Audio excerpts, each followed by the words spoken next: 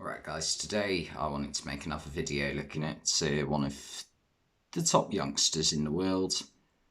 Well, I say that, he's not really seen as one of the top youngsters in the world, but I believe he could be in over the next couple of years seen that way. He's yet to really break through into the Man City team just yet, but I think that could happen next season, 2022-23 season. And it is Manchester City's Cole Palmer. He's already played a few games for the first team, Man City, quite a few actually.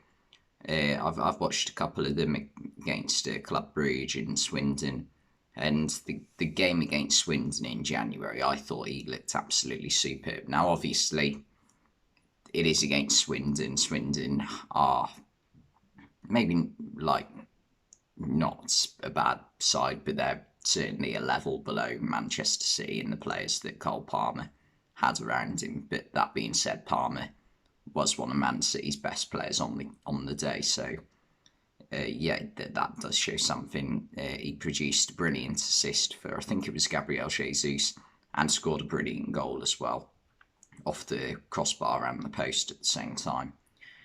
Yeah, he had a brilliant performance that day, and he's played in some important games for Man City as well. He's played against Everton in the league this season as well.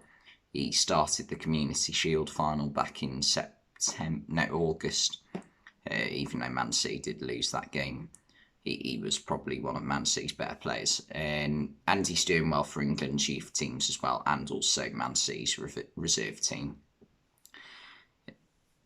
The one thing I would say about his playing style is that it's when I watch him, I think he's sort of like a mix of, and I'm not just saying this because these two play for Man City, but he has a bit of Riyad Mahrez about him, and also a bit of Jack Grealish.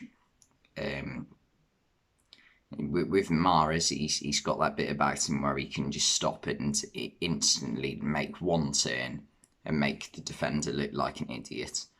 And with Grealish, it's sort of like the elegance he has on the ball, the way he's constantly just like tapping it forward, like shuffling it along.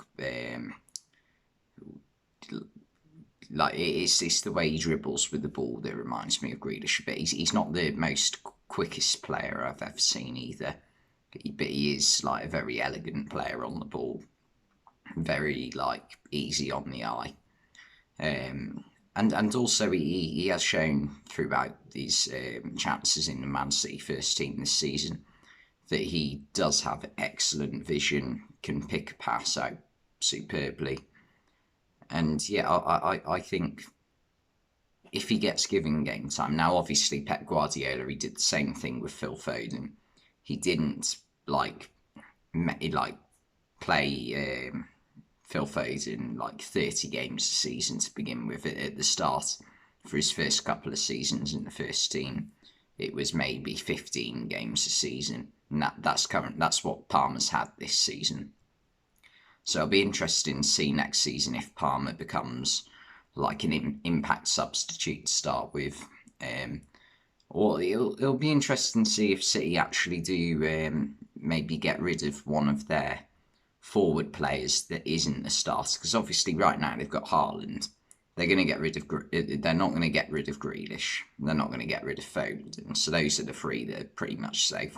It'll be interesting to see if one of Sterling, Jesus, or Mahrez does go, and if they do, that could be a way into the squad for Cole Palmer. So yeah, it'll be interesting to see if that does happen.